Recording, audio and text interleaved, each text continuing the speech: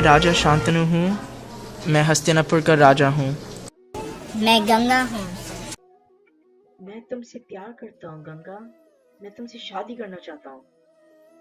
गंगा शांतनु के साथ शादी करने के लिए तैयार हो जाती है, लेकिन कुछ शर्त बोलती है। गंगा की पहली शर्त थी कि गंगा कुछ भी करे, लेकिन शांतनु को कभी प्रश्न नहीं करना। शांतनु ये शर्त मान जाता है। इसी के साथ गंगा 7 बार माँ बन जाती है और अपने 7 बच्चों को वापस गंगा में डाल देती है। लेकिन जब 8वीं की बारी आई, तब शांतनु ने बोला, गंगा रुक जाओ। गंगा सुनती नहीं है और हमेशा के लिए चली जाती है। कुछ साल बाद देवव्रत अपने पिता शांतनु के साथ मिलता है। शांतनु एक दिन चल रहा था, जब तक उसकी नजर पड़ी एक खूबसूरत औरत के ऊपर जिसका नाम सत्यवती था। शांतनु सत्यवती का हाथ मांगने सत्यवती के पिता एक मछुआरे के पास गए, लेकिन उन्होंने मना कर दिया। नाराज होके शांतनु चला जाता है। भीष्म के पिता को नाराज देखते हुए सत्यवती के पिता के पास जाते हैं और वहां पर भीष्म प्रतिज्ञा लेते हैं। सत्यवती चित्रांगद और विचित्रवीर को जन्म देती है। चित्रांगद युद्ध में बहुत कम उम्र में मर गया था। विचित्रवीर की शादी के लिए भीष्म ने राजा काशी के स्वयंवर के लिए निमंत्रण का इंतजार किया, लेकिन जब स्वयंवर का निमंत्रण नहीं आया, तब भीष्म वहां खुद गए और उन्होंने अम्बा, अंबिका और अंबालिका को उठा लिया। अम्बा शाव से प्रेम करती थी और शादी करना चाहती थी। विचित्रवीर की मृत्यु के बाद हस्तिनापुर की राजगद्दी में बैठने के लिए कोई भी नहीं था। इसीलिए सत्यवती ने अंबिका और अंबालिका से कहा कि वो वेदव्यास के साथ एक पोता पैदा करे।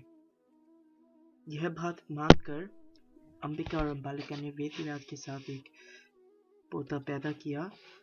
अंबिका ने धृतराष्ट्र को पैदा किया और वो अंधा पैदा हुआ, और अंबालिका ने पांडु को पैदा किया जो बहुत कमजोर था। अब पांडु और धृतराष्ट्र दोनों पैदा हो चुके हैं।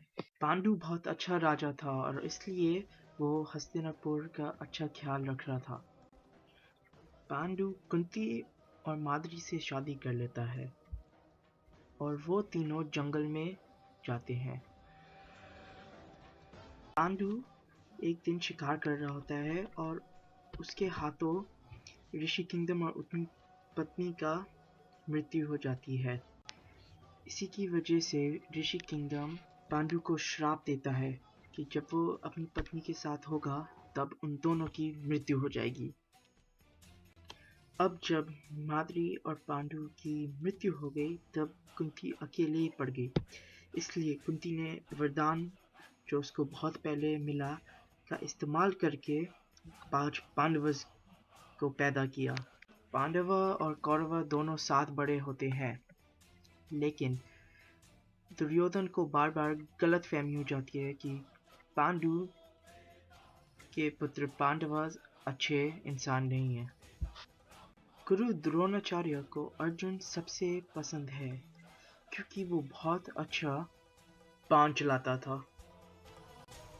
शकुनी ने दुर्योधन को हस्तिनापुर का राजा बनाने के लिए एक बहुत अच्छा रास्ता सोचा था। युधिष्ठिर, पांडवास और उनकी माता कुंती सब वानरव्रत जाने वाले थे। इसी बात का फायदा उठाने दुर्योधन आया। जहाँ पर पांडवास रहने वाले थे, वहाँ पर दुर्योधन ने एक आग लगवाई, लेकिन विदुर को इस बारे में पता चल गया था।